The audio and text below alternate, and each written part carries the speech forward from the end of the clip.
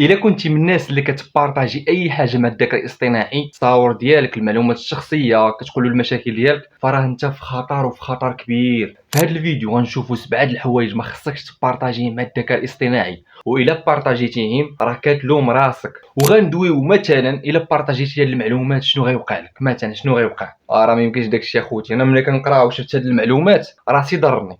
تفرج في الفيديو حتى الاخر ويلا. إحصائية داروها لقاو بأن المغرب عنده المركز الثاني في استعمال الذكاء الاصطناعي. المغاربة تبارك الله قارين وواعيين، أي حاجة كيمشيو يسولوا الذكاء الاصطناعي.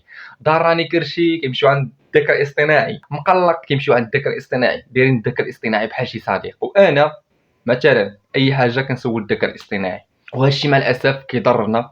وغنقول لك علاش من بعد. في الشركات ديال الذكاء الاصطناعي ولاو كيعرفوا شي معلومات اقسم بالله والديك وما عارفين عليك. مثلا كيعرفوا المستوى الدراسي والتعليمي ديالك، كيعرفوا واش انت عندك التاسعه ولا عندك الباك ولا عندك الجامعه. وهادشي راه خطير، راه ما خص حتى شي واحد يعرف المستوى الدراسي ديالك. ولاو كيعرفوا الحاله النفسيه ديالك. اي يا سيدي الذكاء الاصطناعي من انت كدوي معاه بزاف يقدر يعرفك واش مفك الاكتئاب ولا فك الامراض العجيبه. واخطر حاجه هي ان الذكاء الاصطناعي ولا كيعرف التوجهات ديالك الدينيه والسياسيه. ننصح اي واحد فيكم دابا سير للذكاء الاصطناعي وسولو هاد الاسئله. قول له سيدي انت كتعرف عليا كلشي، ما خبيت عليك والو، قول لي شنو هي المستوى الدراسي ديالي وشنو هي التوجهات الدينيه والسياسيه وشنو هي الحاله النفسيه ديالي. والله حتى غيصدمك. وغنقول لك دابا هاد المعلومات كامله اللي كتبارطاجيها مع الذكاء الاصطناعي شنو كيديروا بها وفين كتمشي. سمحوا لي راه الكاليتي هابطه بزاف، ولكن والله تنصدمكم مازال غنجيب الكاليتي. داكشي غيبان زوين. الا كنتي اول مره كتشوفني دير لايك، بارطاجي الفيديو مع صاحبك وشارك. مازال غنحكمها في يوتيوب ان شاء الله. انا كندير محتوى زوين ما فيش تفاهه، معلومات. المهم كنبغي ندير وثائقيات تعليميه ترفيهيه. اول حاجه اللي خطيره بزاف، نتايا فاش كتبارطاجي التصاور ديالك مع الذكاء الاصطناعي وكتقول لي صاوب لي هادي مونطي لي هادي، هنايا راه كدير واحد الخطا اللي كارثي بزاف. ونقول لكم علاش. كيشدوا اسيدي الملامح ديالك كيصاوبوا بها شخصيه مزيفه. هاد الشخصيه المزيفه كيديروها في مواقع خايبه. داك الشيء راه ما نقدرش نقول لكم حشما منكم. انا كنحشم منكم، كنعتبركم بحال الاصدقاء ديالي. زيد من راسك. ثاني حاجه، انت منك كتبارطاجي اللوكاليزاسيون ديالك مع الذكاء الاصطناعي دير واحد الكارثه اللي كبيره بزاف اصديقي. مثلا هو عرفك انت مغربي، يقدروا داك المعلومات ديالك بانك مغربي يمشيو ياخذوا الاعلانات ويحطوها لك انت خصيصا لك انت. هنايا يعرفوك شكون انت. ما خصهمش يعرفوك شكون انت حيت انت غالي وعزيز. هنايا غتقول لي انت هاد المعلومات اللي كنبارطاجي مع الذكاء الاصطناعي مثلا خادوها شنو غيديروا ليا كاع شنو غيديروا. اسمع وليدي اسمع، الذكاء الاصطناعي كل يوم كيدرب عليك. اي حاجه واي معلومه واي كلمه كتقولها له يعني هضرتي الناري كي دايره. المهم كيمشي يشد ديك المعلومات والكلمات وكيخزنها في السيرفر ديالو. ومن بعد هاد المعلومات كامله كيتطور بها، كيولي ذكي، كيحسن من راسو.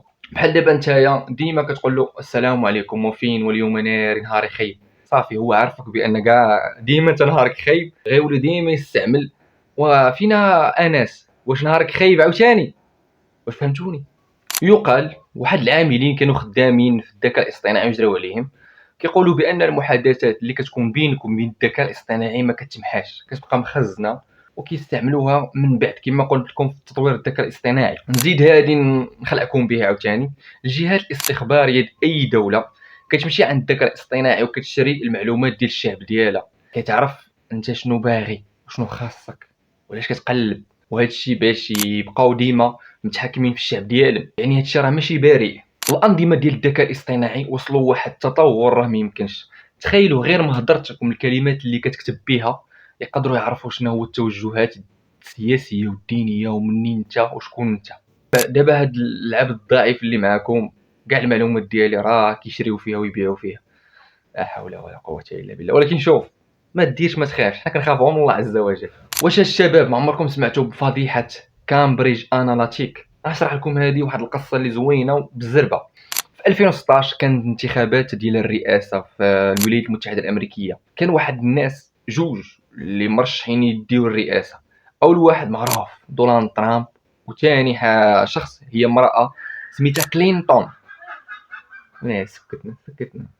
المهم في ذاك الوقت الشعب الامريكي كان كيقول بان كلينتون غتربح وغديها، ولكن صحاب دونالد ترامب الاصدقاء ديالو الناس اللي باغينو ينجح مشاو شراو المعلومات من الفيسبوك ديال الشعب الامريكي، وشافوا الشعب الامريكي شنو باغي شنو كيبغي منين خايف، واستعملوا داكشي ضد كلينتون باش يربح دونالد ترامب الانتخابات. وفعلا في الاخر دونالد ترامب ربح انتخابات. نعطيكم مثلا، في ذاك الوقت من خلال التعاليق ديال الناس واللايكات ديال الناس عرفوا بان الناس كيخافوا من المهاجرين. شنو مشاو داروا هما؟ مشاو بينوا في الاعلانات للناس بان دونالد ترامب غيحيد المهاجرين. فهمتوني؟ هنايا الناس قالوا غنمشيو نصوتوا على دونالد ترامب باش يحيدنا المهاجرين، والخطه تمت بنجاح. ناري عندي الصداع وهادي، ولكن قريب غنشري الكاليتي، غنشري الميكروفون الاضاءه داكشي غيكون زوين. غير قبلوا عليا وصبروا عليا، غنحكموا اليوتيوب ان شاء الله في هذا الوقت عاجلا ان شاء الله.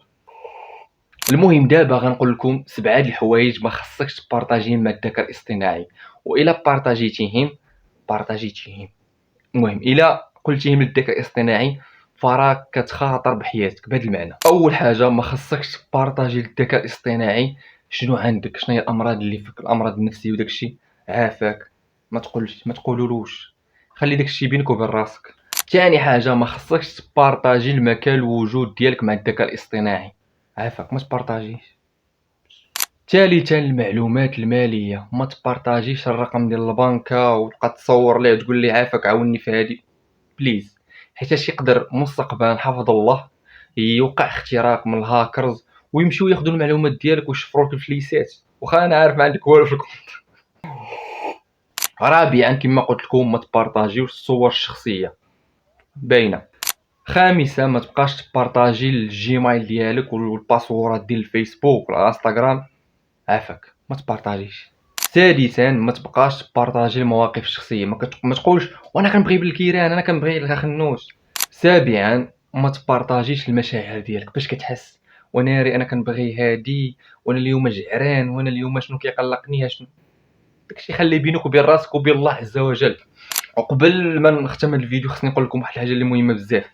المدير التنفيذي ديال الذكاء الاصطناعي سميتو سام الكتمان، شوف السميه كي داير.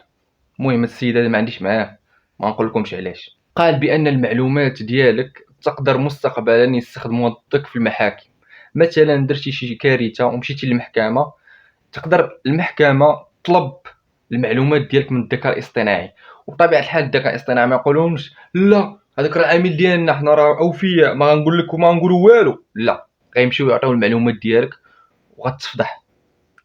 بليز ما تبارطاجيش المعلومات ديالك. شباب كنصحكم بواحد الفيلم زوين، هذا الفيلم هذا كيبين واحد الراجل كان اي حاجه كيبارطاجيها مع الذكاء الاصطناعي وكان هو مشهور، ولكن من بعد داكشي تسرب للصحافه وتسرب للناس وتفضح. المهم فيلم زوين، ما نحرقش عليكم مراحل.